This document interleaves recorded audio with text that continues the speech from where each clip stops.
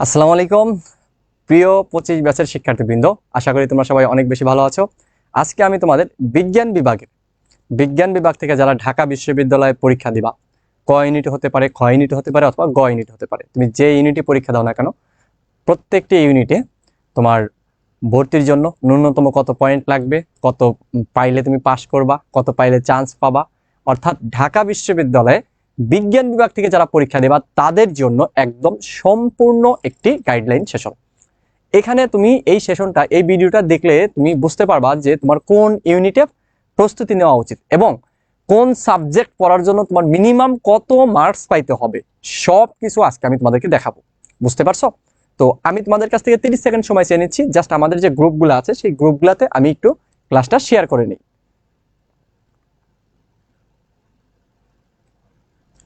তোমরা একটু জানিয়ে দিও কে কোথা থেকে জয়েন করেছো, একটু জানিয়ে দিও কে কোথা থেকে জয়েন করেছো। আমরা বেশিক্ষণ নেব না, সেশনটি 30 থেকে 40 মিনিট হবে। এই 30 থেকে 40 মিনিটের মধ্যেই তুমি জানতে পারবা তুমি আসলে কোন ইউনিটে পরীক্ষা দিলে তোমার জন্য ভালো হবে।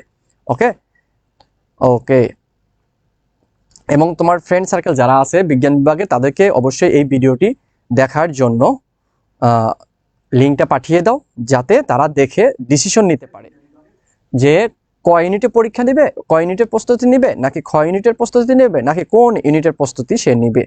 ওকে,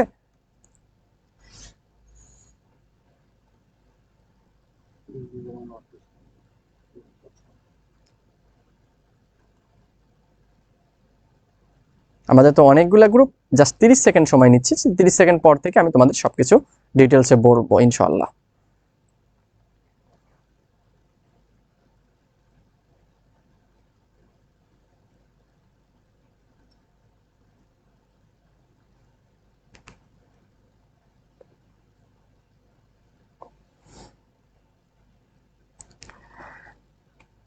কারণ তোমাদের হাতে একদমই সময় নেই, তোমাকে ডিসিশন নিয়ে নিতে হবে দ্রুত।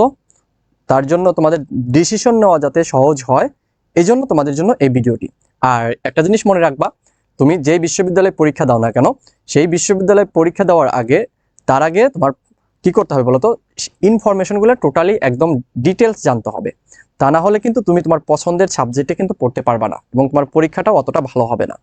তো তোমরা তোমার হয়তো বা 25 ব্যাচে স্পেশালি তোমাদের প্রশ্নগুলো তো এমন এমন হয়েছে, বা তোমাদের এবার যেরকম হয়েছে আর কি, ব্যতিক্রমী প্রশ্ন হওয়া কোনো সমস্যা না, কিন্তু দেখা যাচ্ছে যে তোমাদের সাথে অনেক নাটক করা হয়েছে, অনেক কিছু করা হয়েছে, সেগুলা না বলি। তো সবকিছু মিলে ঝিলে আসলে কি বলবো, তোমাদের একটু স্যাক্রিফাইস করতে হচ্ছে, আমি জানি তোমাদের একটু স্যাক্রিফাইস করতে হচ্ছে, বাট অ্যাডমিশন টাইমে তো আর তোমাদের সাথে কেউ খেলতে পারবে না, বোর্ডও খেলতে পারবে না, কেউই খেলতে পারবে না। তো সেই জায়গা থেকে তুমি ইনশাল্লাহ ভালো করতে পারবা, এতটুকু বলতে পারি, যদি অ্যাডমিশনে তুমি লেগে থাকো। ওকে, আচ্ছা, তো একটু খেয়াল করে দেখো আমি কি বলছি। ঢাকা বিশ্ববিদ্যালয়ে ভর্তি পরীক্ষার গাইডলাইন সেশন বিজ্ঞান বিভাগ, অর্থাৎ বিজ্ঞান বিভাগ থেকে তুমি যে ইউনিটে পরীক্ষা দাও না কেন, তোমাকে এই তথ্যগুলো জানা থাকা অবশ্যক। এই যে দেখো, প্রথমত আমাকে বুঝতে হবে যে আমাদের ক ইউনিটে, ক ইউনিটে কি কি সাবজেক্ট আছে। আমি পর্যায়ক্রমে সবগুলো ইউনিটই বলবো, কারণ বিজ্ঞান বিভাগ থেকে ক ইউনিট, খ ইউনিট, গ ইউনিট তিনটা ইউনিটই পরীক্ষা দেওয়া যায়। আগে এই স্লাইডটি আমি কি বলতো, ক্লাস শেষে আমি কমেন্ট সেকশনে, তোমরা ইউটিউবে ক্লাসটি পাবা এবং কমেন্ট সেকশনে আমি ড্রাইভ লিঙ্কটা দিয়ে দিব, তখন তোমরা এগুলো দেখে নিবা যে কোন কোন সাবজেক্ট আছে, আরো ডিটেলসে আলোচনা করতেছি। টোটাল আমাদের দেখো 32 সাবজেক্ট আছে আমাদের। প্রতি বছর সাবজেক্ট দেখা যাচ্ছে কোনো কোনো বছর একটা দুটো অ্যাড হয়, আবার কোনো কোনো বছর অনেক কিছুই হয়। এটা কিন্তু গত বছরের নিয়ম অনুযায়ী করা। গত বছরের নিয়ম, মানে প্রত্যেকটা বছরই তোমার কোনো না কিছু কিছু চেঞ্জ হয়ে যায়। এবছর হয়তো বা দুই একটা নিয়ম চেঞ্জ হতে পারে, কন্ডিশন চেঞ্জ হতে পারে, ঠিক আছে। এর আগের বছর যে কন্ডিশন ছিল, তারপর এবছর, গত বছর একটু চেঞ্জ হয়েছে, এবছর হয়তো বা দুই একটা সাবজেক্টের কন্ডিশন একটু চেঞ্জ হতে পারে।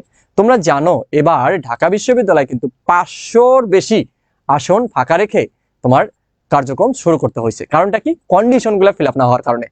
তুমি শুধু তোমার সিরিয়াল আসলেই হবে না, তোমাকে যেই সাবজেক্টে পড়তে চাও সেই সাবজেক্টের কন্ডিশনটা ফিল আপ করতে হবে। ওকে, একটু দেখো খেয়াল করে, আমাদের বিজ্ঞান বিভাগের শিক্ষার্থীরা তারা ক ইউনিট, খ ইউনিট এবং গ ইউনিট তিনটা ইউনিটে পরীক্ষা দিতে পারে। এটা হলো আমাদের কি বলতো, এটা হলো ক ইউনিট, এটা ক ইউনিট, এটা কি বলতো বাণিজ্য মানে গ ইউনিট, এটা আমাদের কি বলতো মানবিক মানে কি খ ইউনিট। তুমি খ ইউনিটও পরীক্ষা দিতে পারবা। ওকে, তুমি খ ইউনিটও কিন্তু পরীক্ষা দিতে পারবা। তো সেক্ষেত্রে একটু খেয়াল করে দেখো, এখানে আমাদের বিজ্ঞান বিভাগ মানে ন্যূনতম কি আমাদের এসএসসি তে কি বলো, আগে আমরা দেখি যে পরীক্ষা দেওয়ার জন্য আমাকে মিনিমাম কত পাইতে হয় একটু খেয়াল করে দেখো। এখানে মিনিমাম কত পাইতে হয় বলতো? এখানে মিনিমাম আমাকে এসএসসিতে 3.5 পাইতে হবে, এইচএসসিতে 3.5 পাইতে হবে, এবং ওভারঅল আমাকে কি পাইতে হবে বলতো? 8 পাইতে হবে। তুমি যদি ক ইউনিটে পরীক্ষা দাও, ধরো ক ইউনিটে পরীক্ষা দিতে চাচ্ছ, তোমার এসএসসি পয়েন্ট আর এইচএসসি পয়েন্ট মিলে টোটাল কত থাকতে হবে? 8 থাকতে হবে। তবে ধরো তুমি একটাতে কি পাইলা? 5 পাইলা, এসএসসিতে 5, তুমি এইচএসসিতে মনে করো 3 পাইলা, 5 আর 3 কি হলো বলো তো? 8 হলো। তাহলে কি তুমি পরীক্ষা দিতে পারবা? না।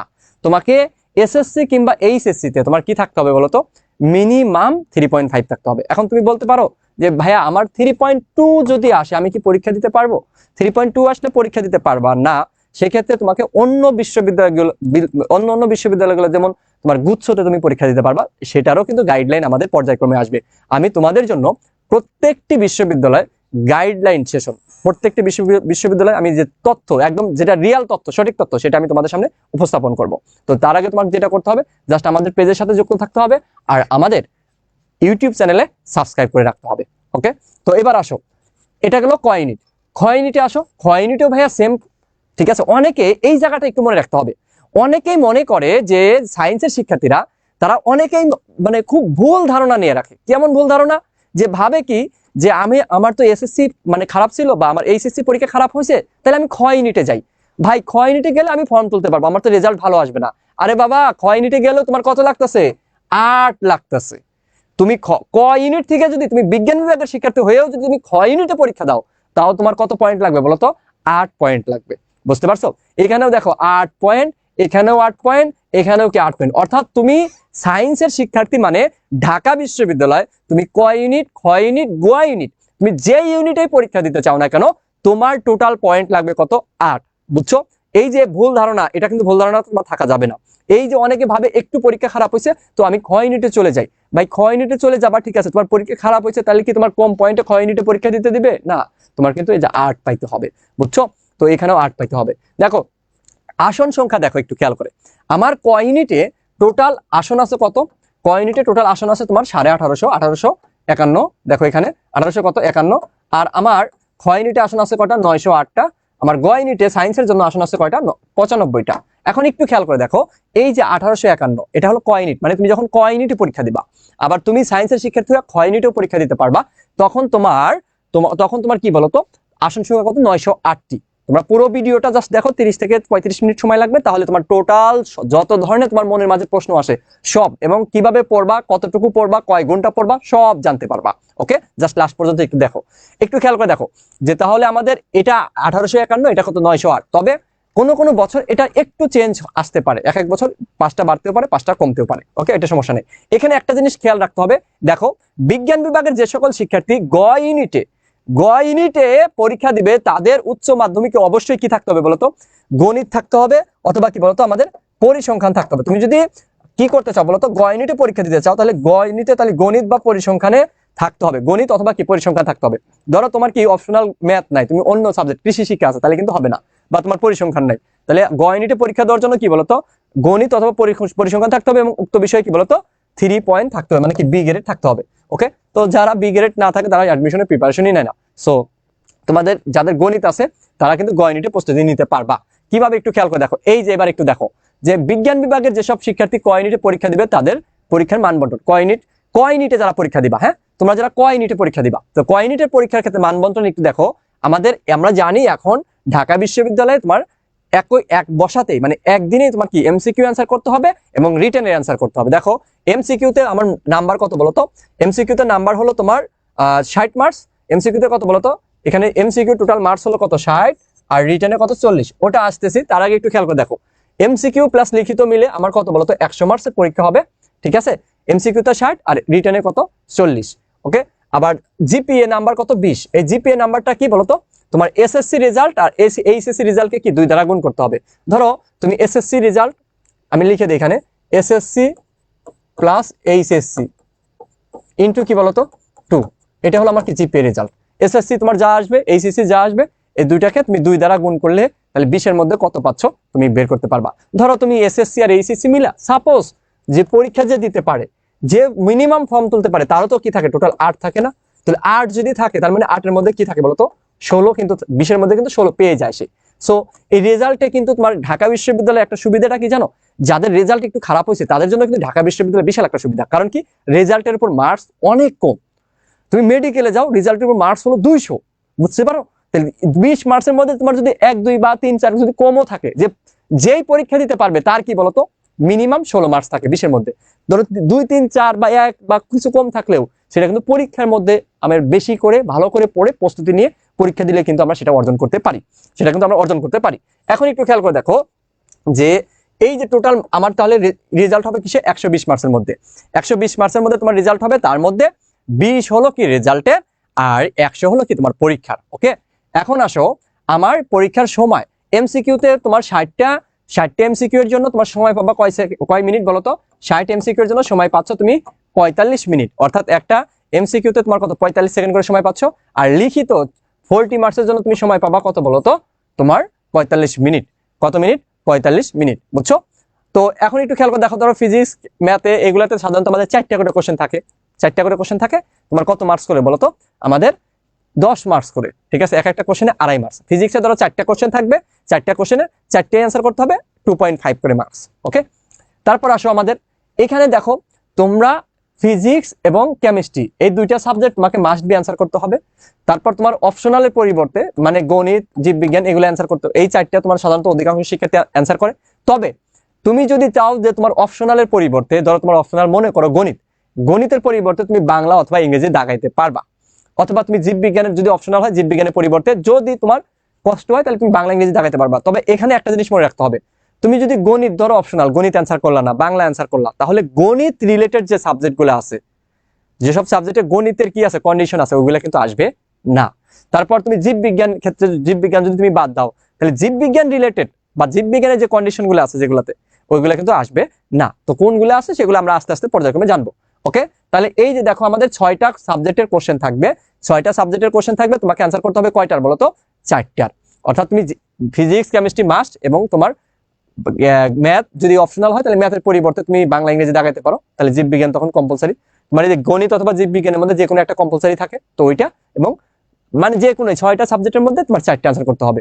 তো যে কোনো 4টা না, কিন্তু তুমি জাস্ট চেঞ্জ করলে বাংলা ইংরেজি, কিন্তু তুমি দুইটা একসাথে অ্যান্সার করতে পারবা না। তো বাংলা ইংরেজির মধ্যে তুমি অপশনালটা পরিবর্তন করে শুধুমাত্র যে কোনো একটা অ্যান্সার করতে পারো যদি চাও। ওকে, তবে আমি তোমাদেরকে সাজেস্ট করব তোমরা ফিজিক্স, কেমিস্ট্রি, ম্যাথ, বায়োলজি এই 4টা সাবজেক্টেই অ্যান্সার করবা। কেন? কারণ কি, এই 4টা সাবজেক্টে অ্যান্সার করলে যদি কন্ডিশনগুলো ফিল আপ হয় এবং তুমি যদি পাস করতে পারো শুধু, তারপরেও তুমি একটা সাবজেক্ট কিন্তু পাইতে পারো। ওকে, তারপরে আসো যে আমাদের কি পাস মার্কস। দেখো ঢাকা বিশ্ববিদ্যালয়ে চান্স পাওয়ার জন্য তোমাকে 3বার পাস করতে হবে। কয়বার পাস করতে হবে? 3বার। এই জিনিসগুলো, এই তথ্যগুলো না জানার কারণেই অনেক শিক্ষার্থী কি বলতো ঝরে পড়ে। কেমন? দেখো তোমার এমসিকিউতে আমার কতর মধ্যে বলতো? 60 এমসিকিউ থাকে। কত থাকে? 60। এই 60-এর মধ্যে তোমাকে পাইতে হবে মিনিমাম কত? 24। মিনিমাম কত? 24। এখন তুমি 24 পাইলে পাস করলা এমসিকিউতে। আগে এমসিকিউ তোমার খাতা দেখবে, আগে কিন্তু রিটার্ন খাতা দেখবে না। এখন 1 লক্ষের অধিক শিক্ষার্থী পরীক্ষা দেবে, সবার কি রিটার্ন খাতা দেখবে? দেখবে না কিন্তু। তাহলে আমার পরীক্ষার খাতা দেখবে কয়জনের বলতো? 8,000 সাধারণত 8,000-এর মধ্যে থাকতে হবে। 8,000 প্লাস খাতা দেখে, ঠিক আছে? 8,000 প্লাস খাতা দেখে, অর্থাৎ মিনিমাম 5 গুণ খাতা দেখে, ন্যূনতম 5 গুণ পরিমাণ খাতা দেখতে হবে। তাহলে আমাদের সিট সংখ্যা আছে কত? 1851। তাকে 5 দ্বারা গুণ করো, ওই মোটামুটি 8,000 মানে পাশাপাশি থাকে। তো এই 8,000-এর মধ্যে তোমাকে মানে এমসিকিউ দিয়ে তোমাকে 8,000-এর জন্য 8,000-এর মধ্যে কি থাকতে হবে। এখন ধরো তুমি এমসিকিউতে পাইলা মনে করো 30। এখন তোমার এই 30 পাওয়ার কারণে তোমার সিরিয়াল হইলো মনে করো যে এমসিকিউটা একটু তুলনামূলক মনে করো সহজ আসছে। তাহলে এমসিকিউতে তুমি 30 পাওয়ার কারণে ধরো তোমার সিরিয়াল আসলো এমসিকিউতে 20,000 মনে করো, তাহলে কি তোমার খাতা দেখবে? দেখবে না কিন্তু, কারণ এত খাতা দেখে না। যেই বছর থেকে তোমার রিটার্ন যুক্ত করছে সাধারণত 8 থেকে 10,000-এর মধ্যেই খাতা দেখছে। 8,000, 8,500, 9,000 এই পরিমাণ খাতা দেখছে, বুঝছো? সো কারণ আমাকে এই জন্য কি করতে হবে বলতো? এমসিকিউতে কিন্তু ভালো গুরুত্ব দিতে হবে। এখন এমসিকিউতে ধরো তোমার এমন একটা মার্কস পাইতে হবে যাতে তুমি 8,000-এর মধ্যে থাকতে পারো। তো এটার জন্য সবচেয়ে সেফ জোন যেটা আমি তোমাদেরকে যেটা বলবো, তোমরা 60-এর মধ্যে অ্যাটলিস্ট 40 পাওয়ার ট্রাই করবা। অ্যাটলিস্ট তুমি যদি 40 পাও এমসিকিউতে তাহলে তুমি সেফ। মানে তোমার যত সহজ কোশ্চেনই হোক না কেন, তুমি কি বলতো তোমার খাতা দেখবে, তোমার সিরিয়াল কিন্তু 8,000-এর মধ্যে থাকবে যদি 60-এর মধ্যে 40 পাও, বুঝছো? তারপর আসো লিখিত। এই দেখো এমসিকিউতে পাস করলা, তোমার এমসিকিউতে পাস, শুধু পাস করলেই হবে না, তোমার সিরিয়ালটাও কিন্তু ম্যাটার। এই জিনিসটা না জানে না অনেক শিক্ষার্থী, বিশ্বাস করো ভাই, জানে না। তো এই জন্য একটু প্রবলেম হয়। তো এই জন্য যেই বিশ্ববিদ্যালয়ে পরীক্ষা দাও না কেন, আগে সঠিক তথ্যটা জানতে হবে। তো একটু খেয়াল করে দেখো, আমি এই যে এমসিকিউতে পাস করলাম, পাশাপাশি কি আমার সিরিয়ালটা আমি 8,000-এর মধ্যে রাখলাম, তাহলে আমার রিটেন খাতাটা এখন দেখবে। এখন রিটেন আমার পরীক্ষা হয়েছে কত মার্কসের মধ্যে বলো তো? 40 মার্কসের মধ্যে। এখন এইখানে ধরো তোমার মানে ধরো ফিজিক্সে তোমার এত পাইতে হবে, বা কেমিস্ট্রিতে, মানে সাবজেক্ট ভিত্তিক তোমার কি কন্ডিশন নাই পাশের ক্ষেত্রে, কিন্তু তোমার এই যে রিটেন 40, এই 40-এর মধ্যে মিনিমাম তোমাকে পাইতে হবে কত বলো তো? 12। কত বলো তো? 12। ধরো তুমি এমসিকিউতে সাপোজ মনে করো 48 পাইলা, 48 পাইলা, আর এখানে মনে করো তুমি 11 পাইলা, তাহলে 48 আর 11 কত বলো তো? 48 আর 11 কত? দুইটা মিলে হয় কত বলো তো? আমাদের 59। ঠিক আছে। আর একজন মনে করো এটাই পাইছে কত? মনে করো এটাই পাইছে 40, এটাই পাইছে 20, হয়েছে কত বলো? 60। বা এখানে তোমার পাইছে 40, এখানে পাইছে কত? 18, কত হয়েছে? 58 হয়েছে।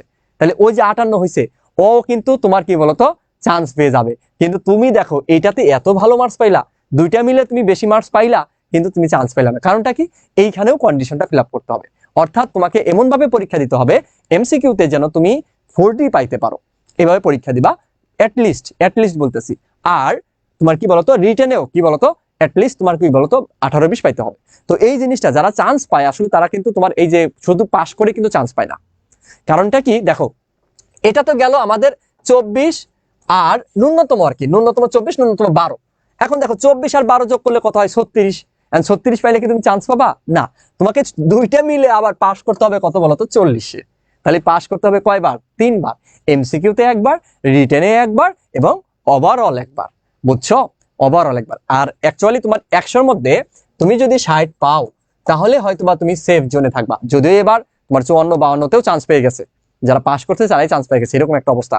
এবার কিন্তু 500 সিট ফাঁকা ছিল। ওকে। আর যদি এমসিকিউ 24 এবং লিখিত অংশে 12 পাবার পর মোট 40 পেলে কি বলতো পাস লেখা আছে। তারপর কি বলতো প্রতিটি ভুল উত্তরের জন্য কি, এই যে এটা মনে রাখবা।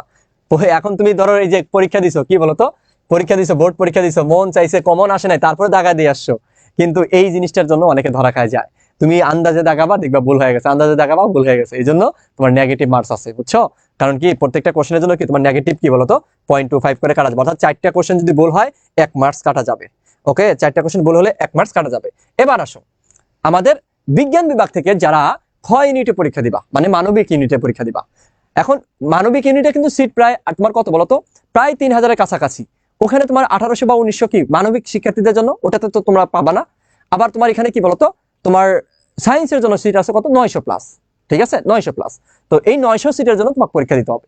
তো 900 সিটের জন্য যদি পরীক্ষা দাও, আবারও বলছি যে এই খ ইউনিটে যখন তুমি পরীক্ষা দিবা, এমন না যে তোমার পরীক্ষা খারাপ হয়েছে দেখে তুমি খ ইউনিটে যাবে, এরকম কিন্তু না।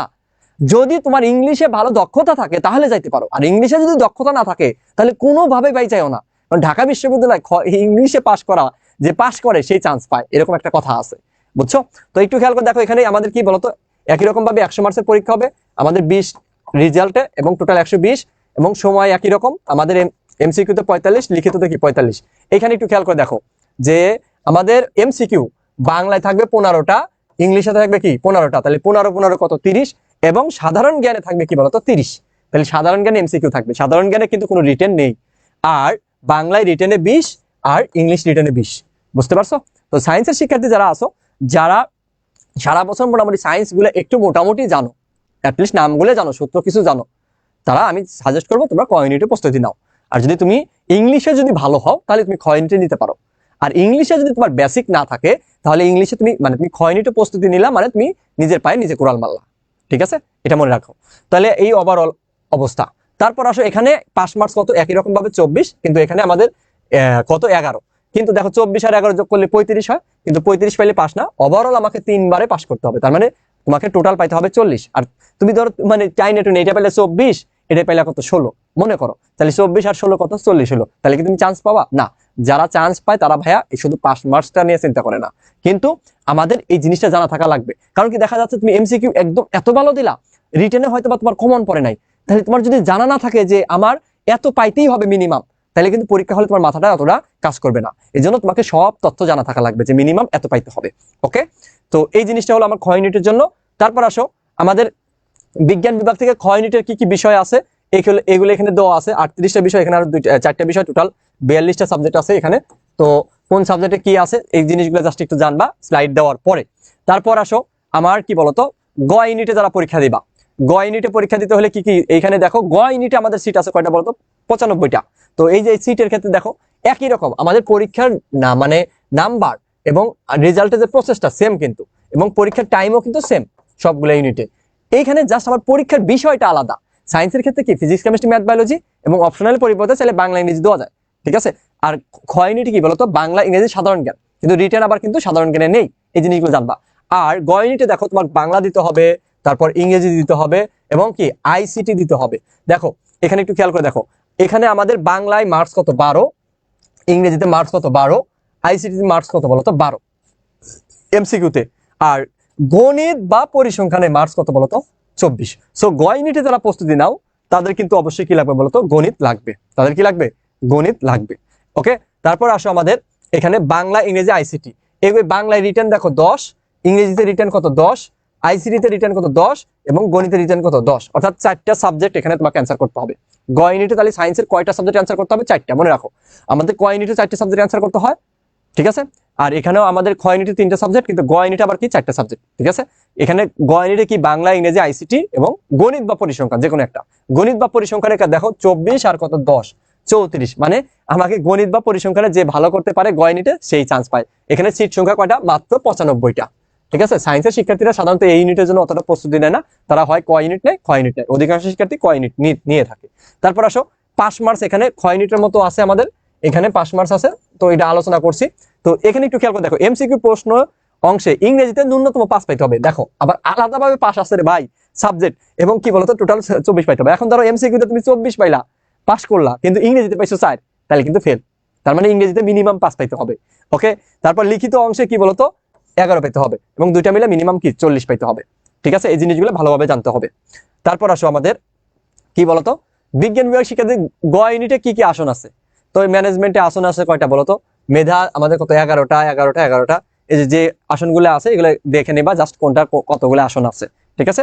তারপর আসো আমাদের, ও আচ্ছা, এই যে আমাদের ক ইউনিটে যারা তোমরা এখানে একটু মনোযোগ দিয়ে শোনো, এটা খুবই তোমাদের জন্য দরকার, ঠিক আছে। একটু খেয়াল করে দেখো যে আমাদের এডুকেটম স্কুল থেকে ক ইউনিটে যারা পরীক্ষা দিবা, কারণ সায়েন্সের শিক্ষার্থীরা কিন্তু আবারও বলছি, তুমি যদি 2 বছর টুকটাক পড়াশোনাও করো, তারপরে তোমার কি ফিজিক্স কেমিস্ট্রি ম্যাথ বায়োলজির কিছু কিছু জিনিস জানা আছে, যেগুলো ইম্পর্টেন্ট টপিক, ওগুলো থেকে ভার্সিটিতে কোশ্চেন করে। এটা বোর্ড পরীক্ষা না ভাইয়া, বেসিক জায়গা থেকে প্রশ্ন করবে।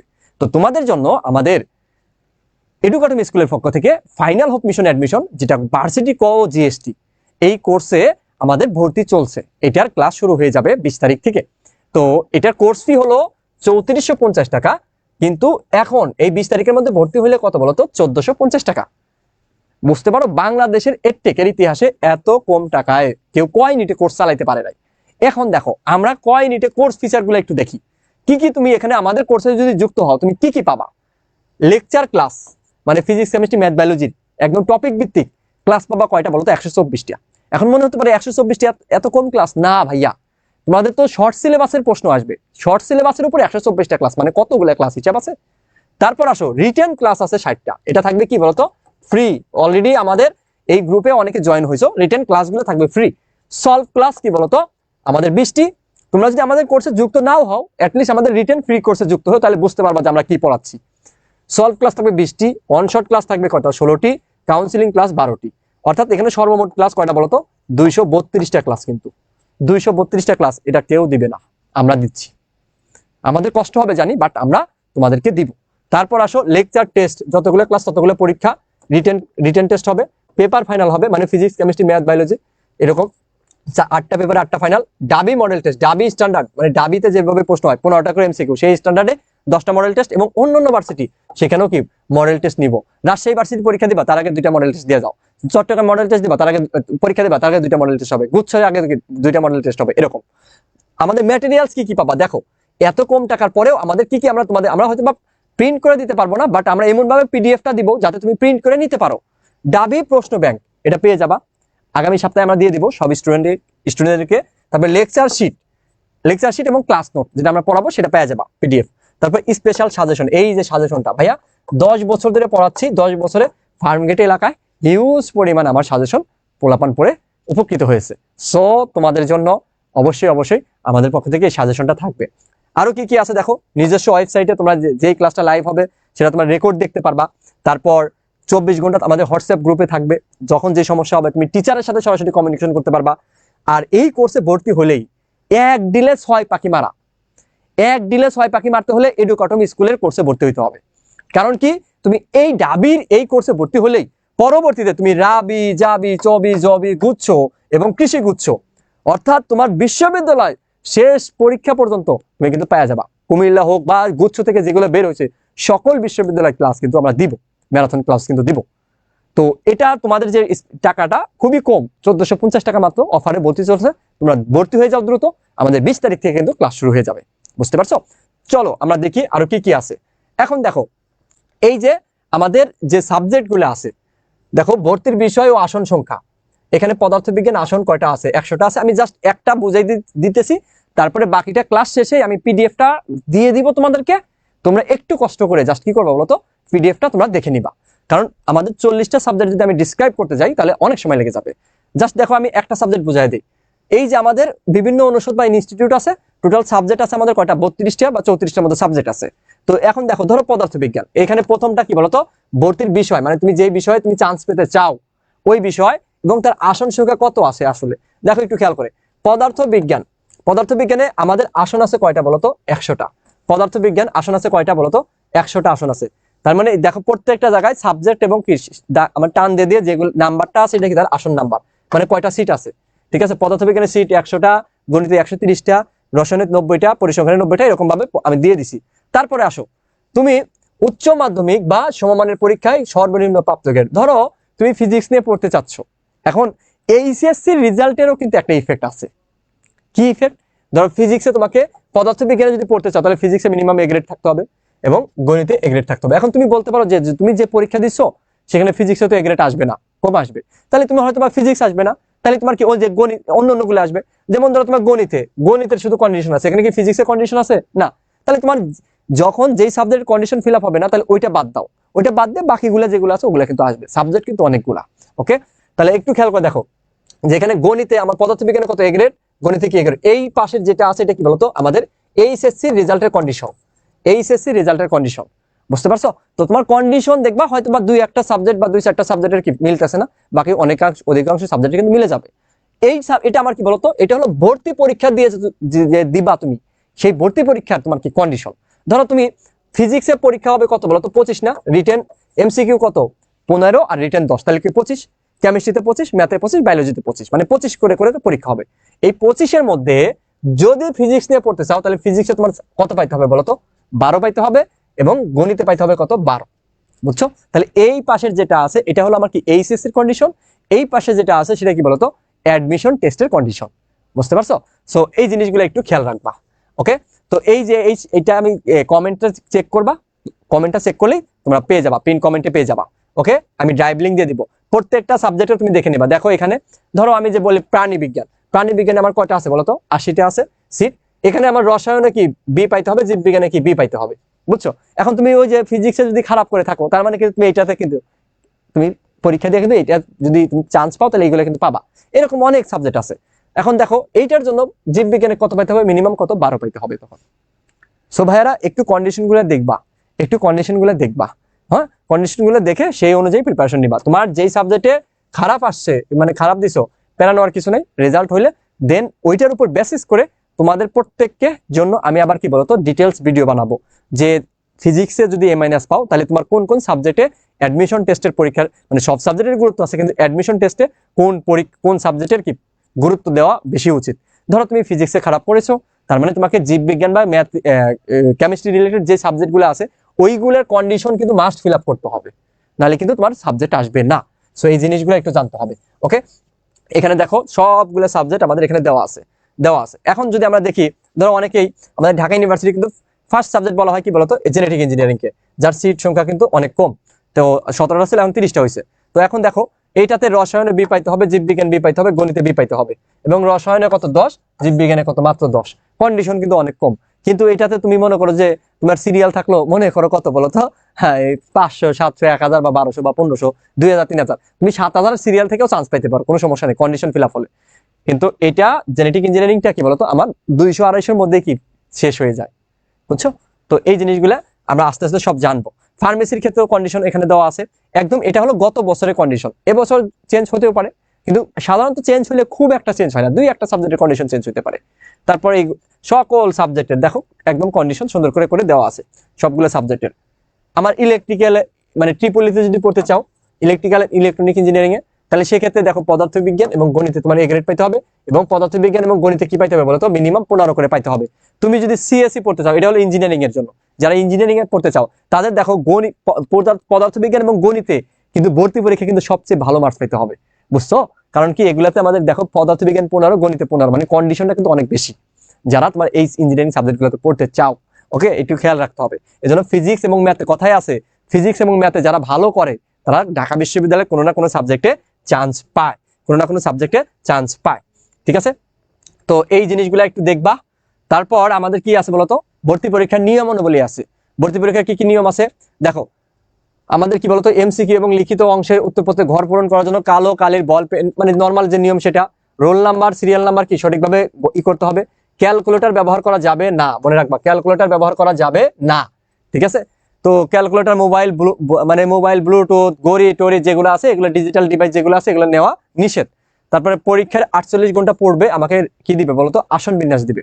আসন বিন্যাসটা 48 ঘন্টা পড়বে আমাদের দিয়ে দেয়, তখন ঢাকা ইউনিভার্সিটি ওয়েবসাইটে গেলে তুমি পেয়ে যাবা। ওকে, তো পরীক্ষার দিন 30 মিনিট আগে নির্দিষ্ট আসন গ্রহণ করতে হবে, এবং কোনো প্রার্থী অন্যের ছবি ব্যবহার করলে কিংবা অশুদ্ধ মানে ওই যে যারা উল্টাপাল্টা করবে তাদের কি বাতিল হবে স্বাস্থ্যবিধি মেনে, মানে যে করোনার জন্য স্বাস্থ্যবিধি দিছিল আর কি, তো স্বাস্থ্যবিধি মানতে হবে। এই তারপর আমাদের কোটা আছে, কি কোটা আছে দেখো, কি কি কোটা আছে, যাদের কোটা আছে দেখো, ঢাকা বিশ্ববিদ্যালয়ে কর্মরত শিক্ষক কর্মকর্তা কর্মচারীর ওয়ার্ড কোটা আছে, এবং উপজাতি ও ক্ষুদ্র নৃগোষ্ঠী কোটা আছে, প্রতিবন্ধী কোটা আছে, ঠিক আছে? তারপর হরিজন ও দলিত সম্প্রদায়, তারপরে আবার কি বলতো মুক্তিযোদ্ধার সন্তান, এখানে নাতিপতি নাই, শুধুমাত্র সন্তান যদি থাকে তাহলে। তারপরে কি খেলোয়াড়, খেলোয়াড় কি বলতো বিকেএসপির হতে হবে, ঠিক আছে? এরা সুযোগ পাবে। এখন এবার আবার কি বলতো, আমাদের তো কোটার জন্য অনেক কিছু হয়েছে, এখন আবার কি বলতো নতুন করে হয়তো বা জুলাই কোটা যুক্ত হবে, জুলাই, জানি না এটা যুক্ত করবে কিনা, মনে হয় যুক্ত করবে আর কি। তারপর কোটায় আসলে খুব একটা বেশি তোমার ইফেক্ট করবে না, কোটায় তো 5% মাত্র যাবে, 5% যাবে। এখন কোনটায় কত পার্সেন্ট যাবে যদি কারো কোটা থাকে তোমরা একটু দেখে নিবা, ঠিক আছে? তারপরে আসো কত ঘন্টা পড়বে, এখন তোমাদের কিছু গাইডলাইন দিই, কত ঘন্টা পড়বা। এখন কত ঘন্টা পড়বা এটা নিয়ে সবাই খুব প্যারা খায় যে আমার কয় ঘন্টা করে পড়া উচিত। আমি অ্যাডমিশনে যে অধিকাংশ শিক্ষার্থী অনেক সময় প্রশ্ন করে যে ভাইয়া আমি ঢাকা বিশ্ববিদ্যালয়ে চান্স পেতে চাই, তাহলে আমাকে কয় ঘন্টা করে পড়া উচিত।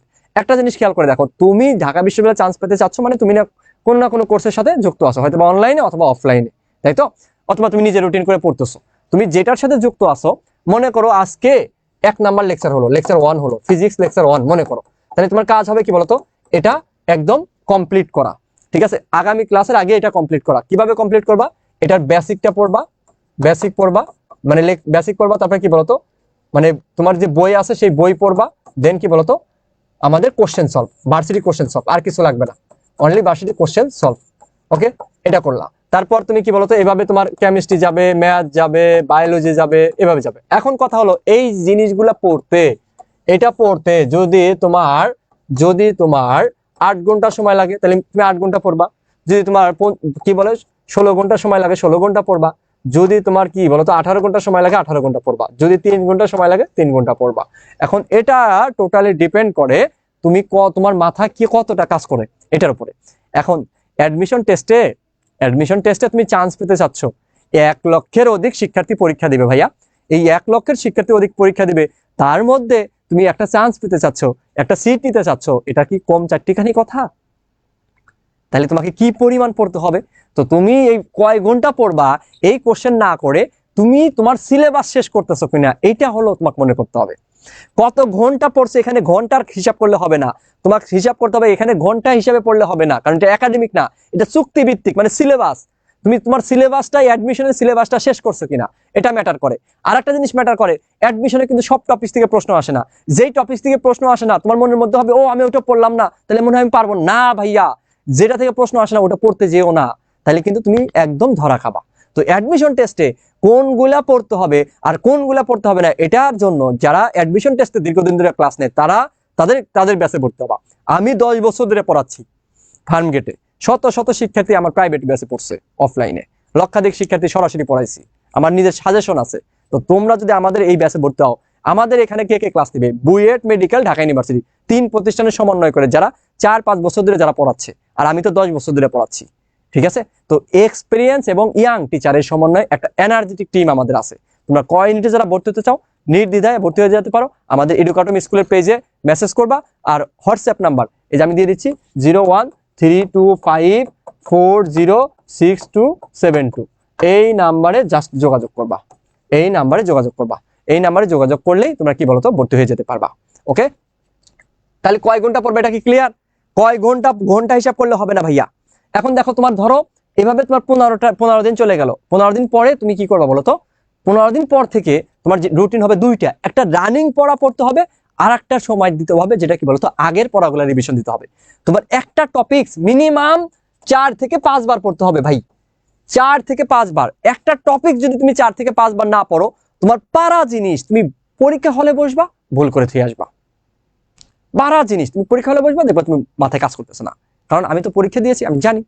তোমাদের সিনিয়র যারা পরীক্ষা দিয়েছে, যারা চান্স পায় নাই, তাদের কাছ থেকে শুনবা, তাহলে আসল চিত্রটা বের হতে পারবে তারা কেন চান্স পেলো না। কারণটা কি বলতো? বলবে আর একটু পড়লেই মনে হয় হতো। এমন হলো যে তুমি 1 মাসের জন্য চান্স পেলে না, তখন কেমন লাগবে? তখন কিন্তু খুবই খারাপ লাগবে। সো এরকমটা যাতে তোমাদের সাথে না হয়। ওকে, তারপর আসো, তোমাদের মনে অনেক কোশ্চেন আসতেছে, আমি তোমাদের কাছ থেকে লাস্টে কোশ্চেন সেশন পর্ব রাখবো অল্প সময়ের জন্য, একটু ওয়েট করো। চান্স পাওয়ার রুটিন, চান্স পাওয়ার রুটিন কি কি বলতো? আমাদের ডেইলি লাইফে কি কি দরকার হয় বলতো? আমাদের ডেইলি লাইফে দরকার হয় কি বলতো? আমরা যদি দেখি আমাদের খাওয়া দাওয়া, তারপর কি বলতো ঘুম, ইবাদত, আর আমাদের কি বলতো আর কি আছে এই সময়? তো আর কিছু থাকার কথা না। আর কি হালকা পাতলা যাতায়াতের সময় লাগতে পারে, যাতায়াত, আর কি বলতো আমাদের কোচিং। তুমি যেখানে ভর্তি হও না কেন, অনলাইন অফলাইন কোচিং।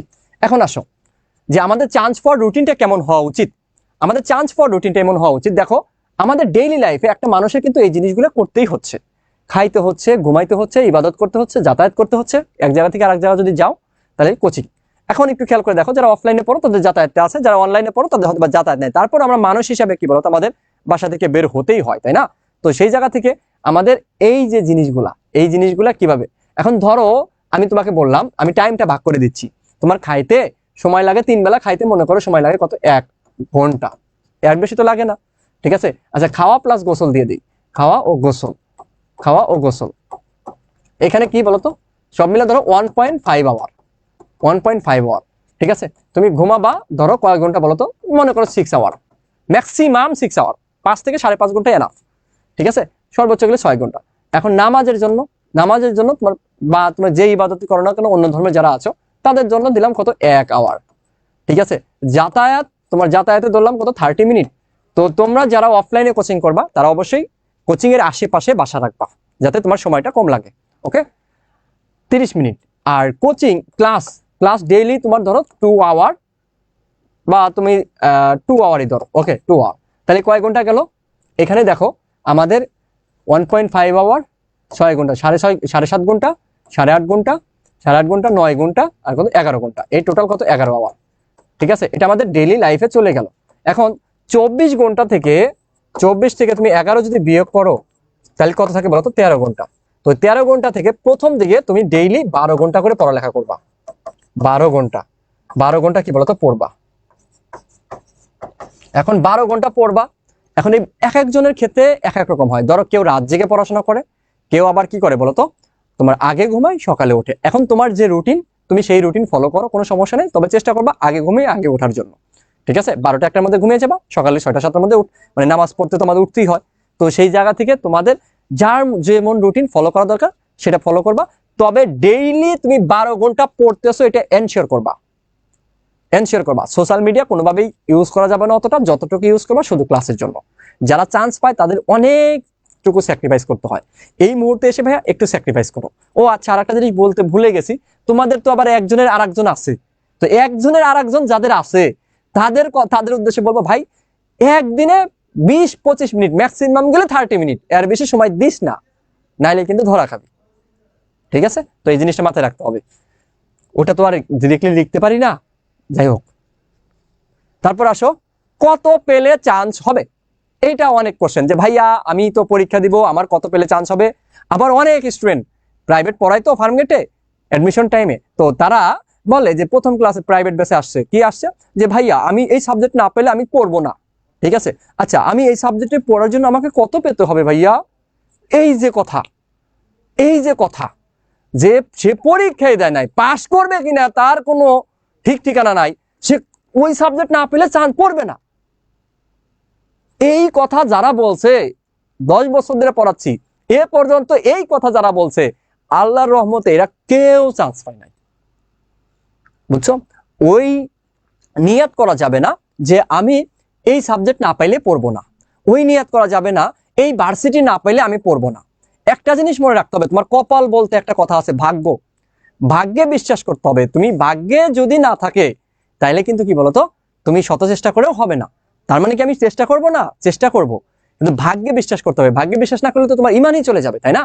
সো ভাগ্যে বিশ্বাস করতে হবে, আর তোমাকে ওই যে আমি যে রুটিনটা দিলাম ওই রুটিন অনুযায়ী পড়তে হবে।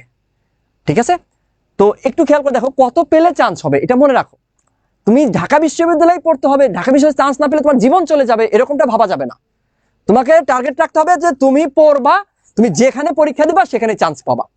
তুমি 5টা 7টা ভার্সিটিতে চান্স পাও, তারপরে চুজ করো যে আমি এই ভার্সিটিতে পড়বো। ঠিক আছে, এটা দেখাইতে হবে। ইনশাল্লাহ সবাই পারবো কিনা সবাই একটু কমেন্টে জানাতো দেখি। ইনশাল্লাহ সবাই বলো ইনশাল্লাহ পারবো।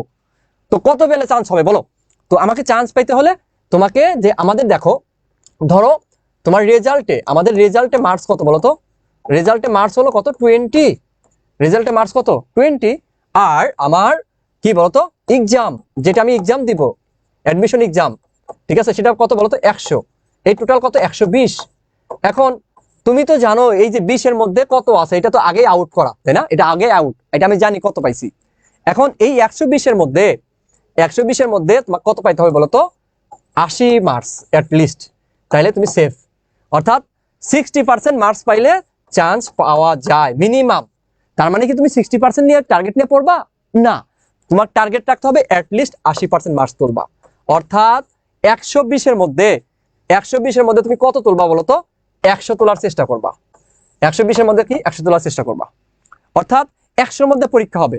এখন ধরো তোমার রেজাল্টে 16 মানে 20-এর মধ্যে মনে করো 18 আছে, তোমার কত আছে বলো? 18 আছে, তার মানে কি 2 কমে গেল। তাহলে তোমার যে ফ্রেন্ড যার 2টা A+ আছে সে কিন্তু 20-এ 20 পাইলো, তার মানে সে অলরেডি তোমার থেকে 2 মার্কস এগিয়ে আছে। তাহলে তোমার কি করতে হবে? সে যদি পরীক্ষায় 100-এর মধ্যে 60 পায়, তাহলে তোমার তার সমান থাকতে হলে তোমাকে পাইতে হবে কত? 62। সো প্যারানোর কোনো দরকার নাই।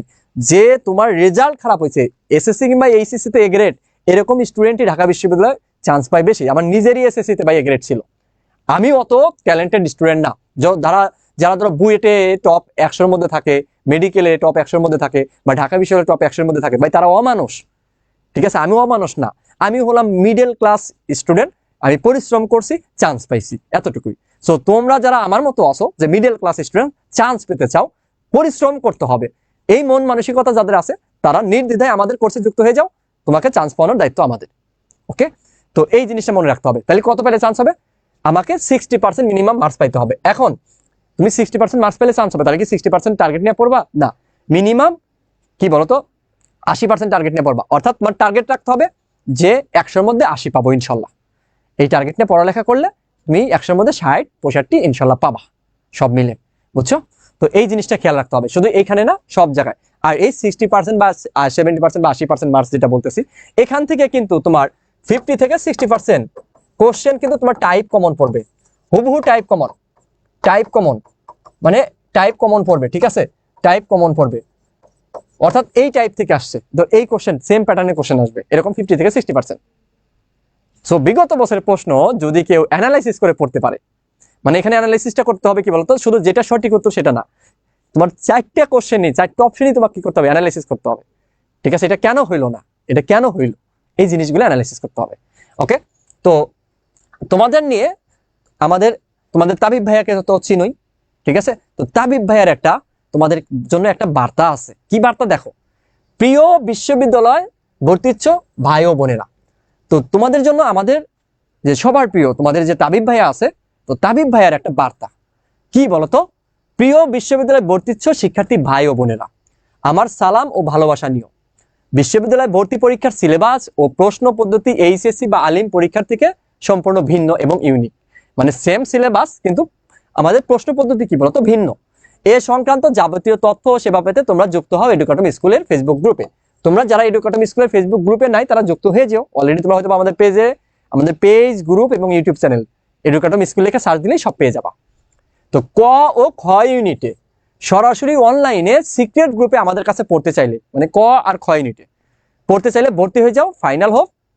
ঠিক আছে, কি বলতো ফাইনাল হোপ, এখানে বানানটা মিস্টেক করছে, এখানে আমার কি বলতো ফাইনাল হোপ মিশন অ্যাডমিশন করছে। ভর্তি পরীক্ষার আগের দিন পর্যন্ত আমরা প্রতিদিন 2 ঘন্টা লাইভ ক্লাসের পাশাপাশি তোমাদের 10 ঘন্টা মনিটরিং করব। মানে তোমাদেরকে আমরা সব সময় মনিটরিং করবো। এটা যে কোনো সময়ে যে কোনো কিছু না বুঝলে সরাসরি আমাদের ফোন দিয়ে বা ভিডিও কলের মাধ্যমে বুঝে নিতে পারবে। এটা একমাত্র এডুকেটম স্কুলে সম্ভব। তোমরা অলরেডি প্রমাণ পাইছো যারা 25 ব্যাচের শিক্ষার্থী আছো। তারপর কি model test exam, written exam এবং শেষ সময় এক্সক্লুসিভ সাজেশন পাবে। এক কথায় তোমাদের যাবতীয় প্রস্তুতি আমরা ঠিক করে দেব এবং দায়িত্ব নেব। আমরা বিগত 10 বছর ধরে ইউনিভার্সিটি অ্যাডমিশন টেস্ট নিয়ে কাজ করছি। আমাদের কোর্সের শিক্ষার্থীদের জন্য আমরা মেধা ও ঘামের সর্বোচ্চটুকু দিতে প্রতিশ্রুতিবদ্ধ। বুঝতেই পারছো। তারপর কি বলছে তোমাদের তাবিব ভাইয়া, বাংলাদেশের যে কোনো অনলাইন এডুকেশনাল প্ল্যাটফর্মের থেকে সর্বনিম্ন টাকায়, এই যে দেখছো, এই যে আমরা এত কোর্স ফি কম রাখি কেন বলতো, এটা হলো তোমাদের তাবিব ভাইয়ার ইচ্ছা যে সারা বাংলাদেশে শিক্ষা হবে সহজ ও সুলভ, কোয়ালিটি এডুকেশন ফলো। বুঝছো, তো এই জন্য আমরা কি বলতো সবার থেকে, তোমরা যদি ভাবো যে কোর্স ফি এত কম এত সার্ভিস কেন দিবে, ভাইয়া এটা আমাদের কি বলতো লক্ষ্য। বুঝছো, কি বলতো সর্বোচ্চ টাকায় কার্যকরী যত্ন নিবে এডুকেটম স্কুল। আমাদের কোর্সে ভর্তি না হলে নিশ্চিত তোমরা অনেক কিছু মিস করবে। চ্যালেঞ্জ, তাহলে আমরা চ্যালেঞ্জ জানাইছি, যারা আমাদের কোর্সে যুক্ত হবে না তারা অনেক কিছু মিস করবা, আর যারা যুক্ত হয়ে গেছো তাদেরকে অবশ্যই ওয়েলকাম। আমাদের সাথে কিন্তু দেখা হচ্ছে। আবারও তোমরা কোর্সে কি কি পাচ্ছ এখানে সবকিছু দেওয়া আছে, এটা অলরেডি বলেছি, তোমরা একটু দেখে নিও। তো আমার কথা হলো তোমরা শুধুমাত্র হাইপ দেখে, প্রতিষ্ঠান দেখে তোমরা ভর্তি হও না। পড়াবে কিন্তু প্রতিষ্ঠান না, পড়াবে কে, যারা পড়াচ্ছে, যারা টিচার তারা। তো আমরা কেমন পড়াই সেটা অলরেডি তোমরা জেনে গেছো। সো তোমরা নির্দ্বিধায় নিঃসংকোচে আমাদের সাথে যুক্ত হয়ে যেতে পারো। তোমাদের সাথে ইনশাল্লাহ বেস্ট একটা জার্নি আমাদের হবে। তো এই ছিল আমাদের তোমাদের সাথে আমার কথা। এখন তোমাদের যদি কোনো কোশ্চেন থাকে সেটা তোমরা বলতে পারো। তোমাদের যদি কোনো কোশ্চেন থাকে সেটা বলতে পারো।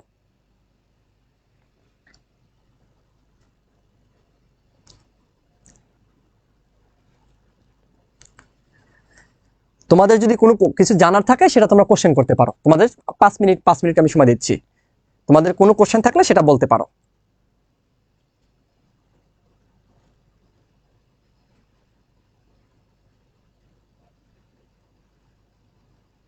আর কোনো তথ্য জানতে চাও কিনা সেটা একটু কমেন্টে জানাতে পারো। এখানে কি কোনো এক্সট্রা বই পড়তে বলছে? আচ্ছা, এক্সট্রা বই বলতে তোমাকে যেটা পড়তে হবে সেটা হলো যে তোমার যে কোনো একটা প্রকাশনী বই তোমরা ফলো করবা। ঠিক আছে, মানে কেন ফলো, জাস্ট হলো তোমার বিগত বছরের প্রশ্নের জন্য। আমরা অলরেডি ঢাকা বিশ্ববিদ্যালয়ের বিগত বছরের প্রশ্ন দিব, তোমরা জাস্ট যে কোনো একটা প্রকাশনীর বই ফলো করবা। ঠিক আছে, যে কোনো একটা প্রকাশনীর বই ফলো করবা।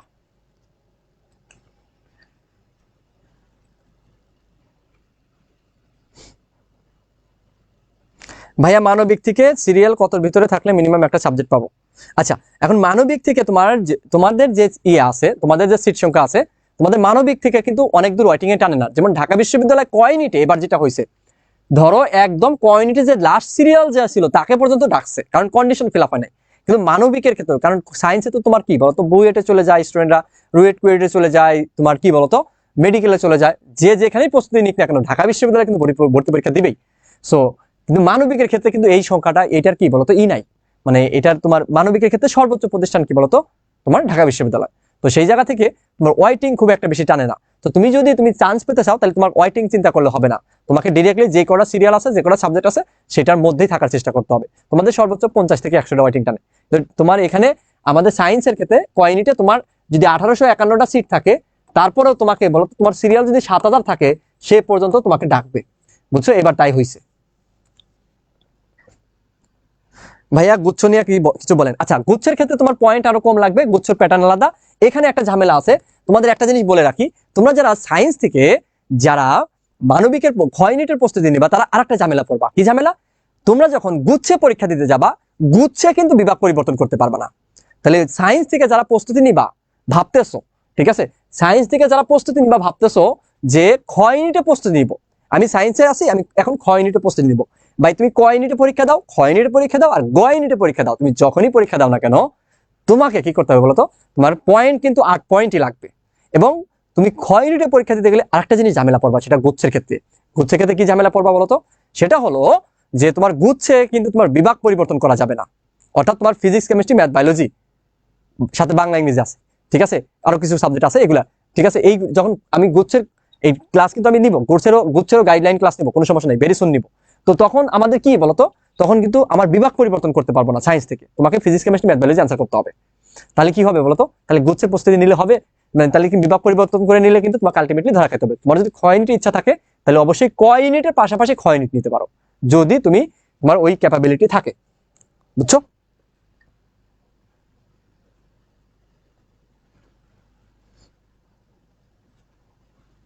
বলছে 7 বা 7.5 পাইলে কি আবেদন করতে পারবো? গুচ্ছে পারবা, গুচ্ছে পারবা। স্যার এইচএসসি তো খুব খারাপ হচ্ছে মনে হয়, বায়োলজি সেকেন্ড পেপার এমসিকিউ তো না না না, এরকম কিছু হবে না ইনশাল্লাহ। কোন পাবলিকিয়ান ভার্সিটির কোশ্চেন ব্যাংক কিনলে ভালো হবে? কি হবে ভাইয়া? ভর্তি হতে চাই কিন্তু পেজে মেসেজ দিয়েছি কিন্তু সিন করেননি। আচ্ছা, তো একটু কষ্ট করে তুমি যেটা করবা, এই যে দেখো আমাদের যে নাম্বার আছে এখানে দেখো 01325 01325 325 406272। তুমি একটু কষ্ট করে এই নাম্বারে একটু মেসেজ দাও হোয়াটসঅ্যাপে, অথবা কল করো, অথবা এডুকেটম স্কুলের পেজে মেসেজ দাও এখন, ঠিক আছে? দেখবে সিইউ নিয়ে আলোচনা করুন, ভর্তিতে কত। আচ্ছা, আমি প্রত্যেকটা বিশ্ববিদ্যালয় নিয়েই ভাইয়া আলোচনা করবো আজকে। আমাদের মূলত ঢাকা বিশ্ববিদ্যালয় বিজ্ঞান বিভাগ থেকে ঢাকা বিশ্ববিদ্যালয়ের গাইডলাইন সেশন ছিল। আমি প্রত্যেকটা বিশ্ববিদ্যালয়ের এরকম গাইডলাইন সেশন নিব ইনশাল্লাহ। মানে ভাইয়া 1 লাখের ভিতরে 950-এর মধ্যে থাকতে হবে সিরিয়াল। 1 লাখের না ভাইয়া, তোমার নাজমুল সাকিব তুমি তো ডিরেক্ট মানবিকের স্টুডেন্ট, তো তুমি যেটা করবা, তোমার হলো 1400, তোমাদের সরি তোমার সিট তো 1800 1850, কতগুলো সিট আছে তুমি দেখো, খ ইউনিটে জাস্ট এটা দেখো, নোটিশটা দেখলে পাবা, সব আছে।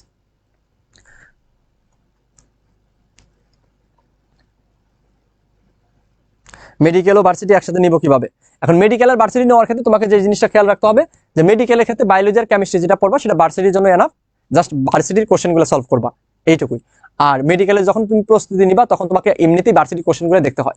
এখানে তোমার এখানে ভার্সিটি প্রস্তুতির ক্ষেত্রে তোমার ফিজিক্সের থিওরিগুলো হয়ে যাবে, ফিজিক্সের ম্যাথমেটিক্যাল পার্টটা তোমাকে পড়তে হবে, আর ম্যাথ ক্লাসগুলো করতে হবে। সো তুমি মেডিকেল ইচ্ছা থাকলে তাহলে মেডিকেল কোনো একটা জায়গায় যুক্ত হয়ে থাকতে পারো, পাশাপাশি ভার্সিটি জাস্ট আমাদের এখানে কোর্সে যুক্ত হয়ে গেলে তোমার কি করতে হবে, তুমি শুধুমাত্র আমাদের ফিজিক্সের এবং ম্যাথের যে ক্লাসগুলো আছে এগুলো করবা। আর বায়োলজি কেমিস্ট্রি তোমার না করলেও চলবে, ঠিক আছে, কারণ মেডিকেল তুমি পড়লে বায়োলজি কেমিস্ট্রি এমনিতেই হয়ে যায়। হ্যাঁ, কয়েকটা ভার্সিটিতে তোমার রিটার্ন আছে, সবকিছু আমরা আস্তে আস্তে দিব, ধাপে ধাপে সবগুলো দিব। তো যাই হোক, তোমাদের যত কোশ্চেন আছে তো অবশ্যই আমাদেরকে জানাবা, ঠিক আছে, কোনো সমস্যা নেই, কমেন্টে জানাবা, সব অ্যান্সার ইনশাল্লাহ দেবো, বা আমাদের এডুকেটম স্কুল ফেসবুক গ্রুপে তোমরা পোস্ট করবা, ইনশাল্লাহ সব যত ধরনের ইনফরমেশন দরকার সবগুলোই পাবা।